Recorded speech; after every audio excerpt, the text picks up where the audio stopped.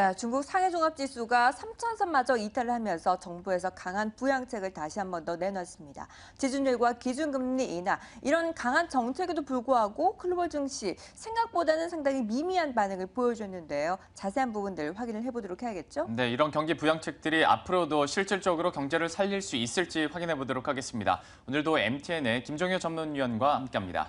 위원님.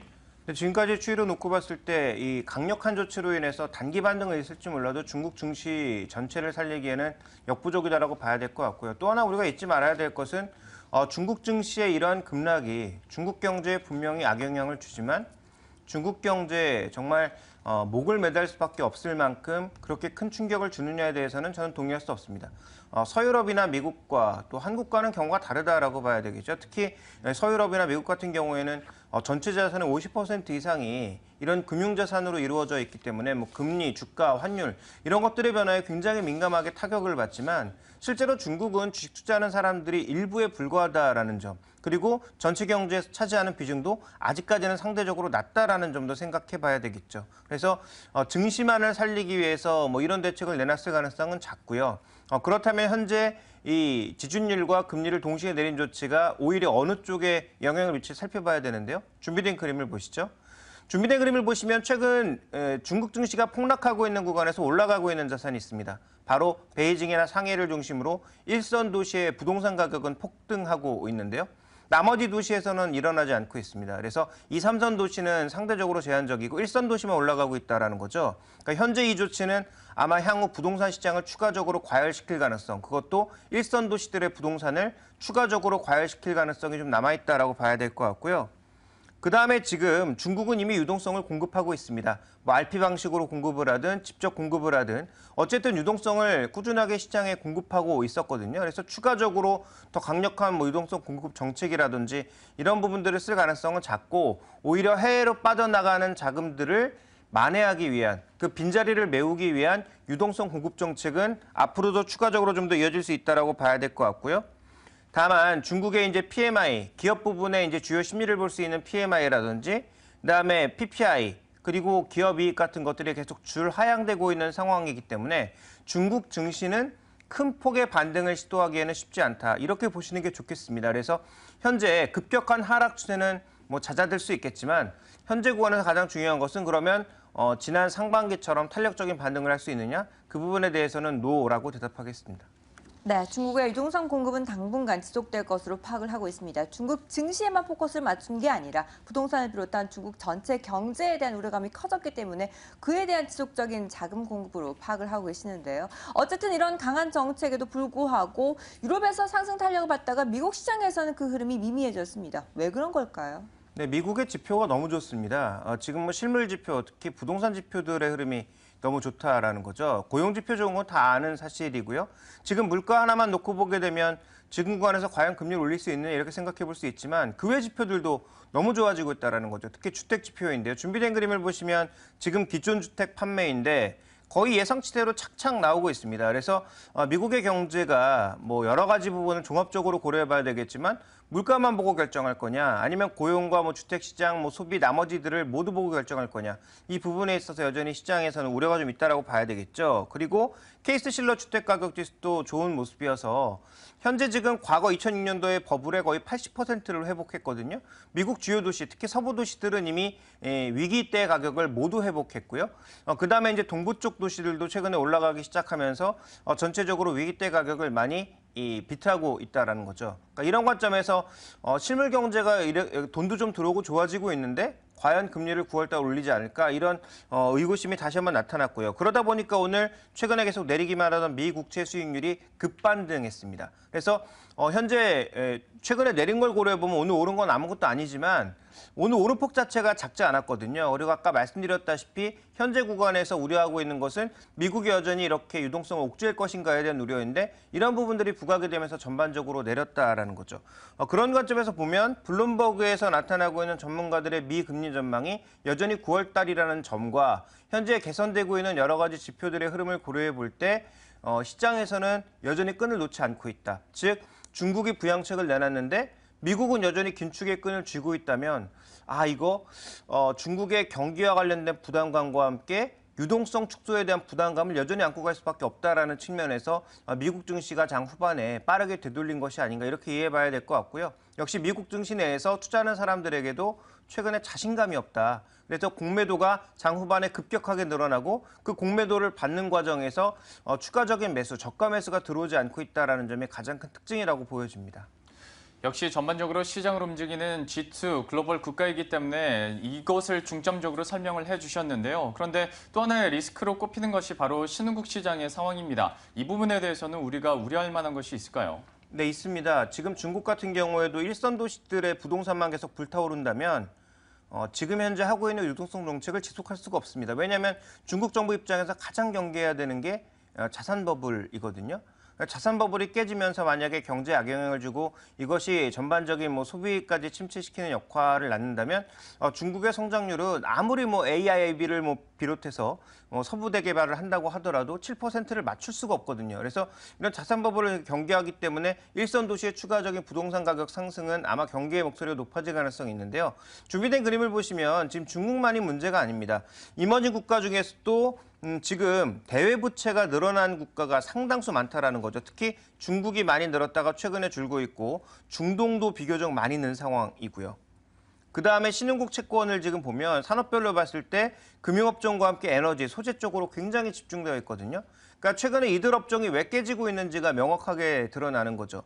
근데 이 자금들이 더 어떤 자금의 베이스였냐? 달러 베이스였다라는 거죠. 그러니까 달러가 강세로 가거나 달러가 긴축으로 가게 되면 이쪽에 보시는 것처럼 달러 차입 만기가 내년부터 급격하게 돌아오는데 그러면 연준이 과연 달러를 옥죄지 않을까? 달러에 대한 회귀 현상이 나타나지 않을까? 이런 부분들에 대한 고민이 자연스럽게 나타날 수밖에 없는 거고요. 그러다 보니까 올해 하반기부터 이미 이것을 미리 알고 있는 자금들은 먼저 이머징에서 돈을 빼고 있는 거죠. 가격 하락과 상관없이. 그래서 전체적으로 내년도의 충격에 좀 미리 대비하고 있다. 이렇게도 보실 수가 있는 것 같고요.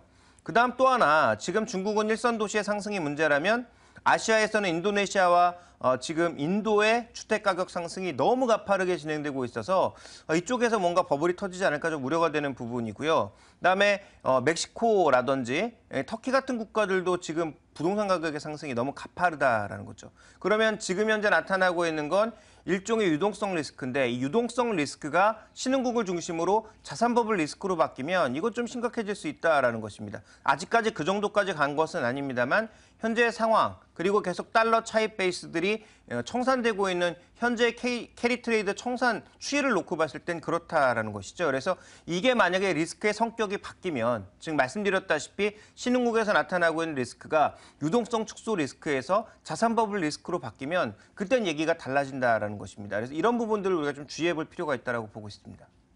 네. 신흥국 중심으로 자금 이탈이 계속 이어지고 있습니다. 자산 버블이 꺼질 가능성에 대해서도 우려감을 내비치고 있는 상태인데요. 어쨌든 중국에서는 경기 부양책을 내놨는데 그런데 이 대책이 단기에 그치고 말까요?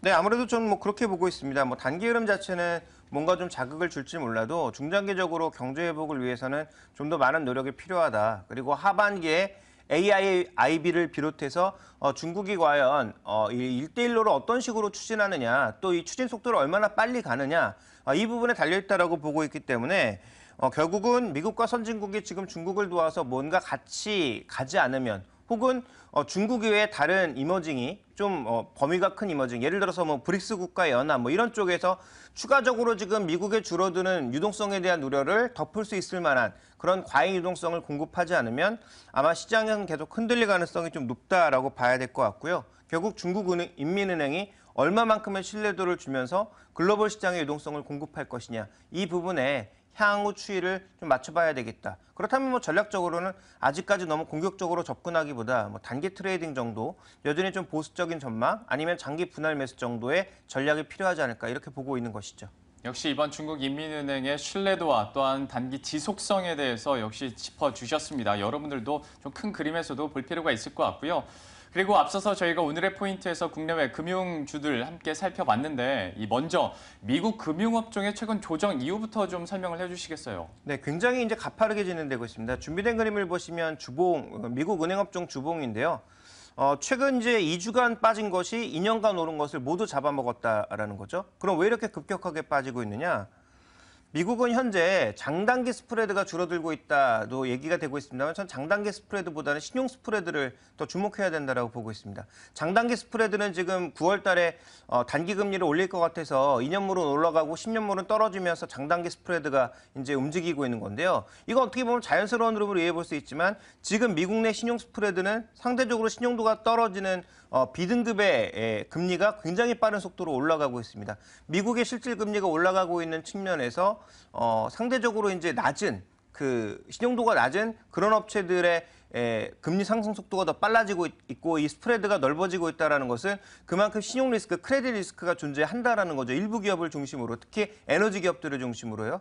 그러니까 이런 게 뭐 줄도산으로 나타날 가능성은 아직까지는 작아 보입니다만 미국의 리스크도 긴축 리스크가 아니라 크레딧 리스크로 가게 되면 얘기가 또 달라질 수 있다라는 거죠. 그래서 아까 말씀드렸지만 신흥국도 지금은 아닌데 만약에 자산 버블 리스크, 미국은 만약에 크레딧 리스크가 확대되는 그런 모습으로 가게 될 경우에는 시장의 조정이 의외로 좀 길어지고 침체도 길어질 수 있다라는 거죠. 그러니까 이런 부분들에 대한 우려가 현재 미국의 금융주를 완전히 폭락으로 이끌고 있다라고 봐야 되기 때문에 이 부분 살펴보실 필요가 있겠고요. 또 하나 지금 이들이 프롭 트레이딩 개념으로 투자한 증시가 이제 크게 하락하면서 아마 이들의 수익성이 3분기, 4분기에는 크게 줄어들지 않을까라는 우려가 작용하고 있습니다. 그러니까 이 직접적인 피해자인 골드만삭스가 너무 글로벌 경기에 대해서 우려하지 말라라고 얘기하는 것은 어불성설이죠. 자기들이 들고 있는 자산이 지금 크게 빠지고 있는 과정에서 내 자산을 살려다오라고 외치는 그런 외침으로밖에 들리지 않고 있기 때문에 뭐 이들의 전망보다는 전체적으로 환율이라든지 거시 지표들의 흐름을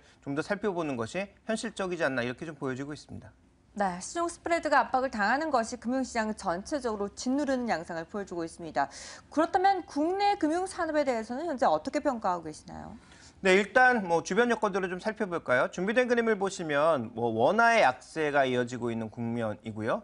그다음에 또 하나 살펴보시면 최근에 신용 비용은 또 안정을 나타내고 있습니다. 그래서 지금 수익성을 크게 높일 만한 요소가 별로 없는 가운데 PBR은 너무 낮아져 있단 말이죠. 그러니까 주가가 싼 것은 너무도 분명한데 수익성을 끌어올릴 만한 요인도 생각보다 많지 않고요.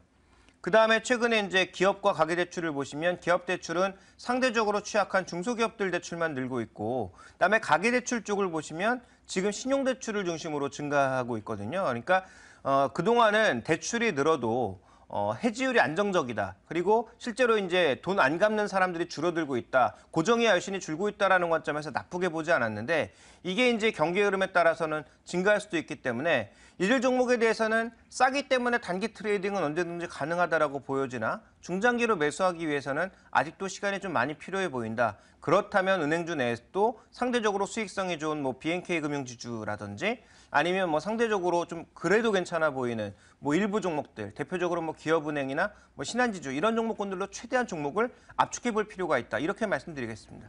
네, 여전히 주가가 싸긴 합니다만 아직까지 수익성 개선에 대해서는 물음표를 던지고 있는 상태입니다. 배당과 함께 또 밸류에이션 매력이 부각되는 종목들 중심으로 다시 한 번 더 압축해서 살펴보시기 바라겠습니다. 자, 이렇게 해서 이슈들 하나하나씩 체크를 해봤습니다. 이제 본격적으로 오늘 시장 또 추가적인 반등을 기대하게 하고 있습니다. 어떻게 전략을 세워봐야 될까요? 오늘장 선전략에서 함께 하시죠.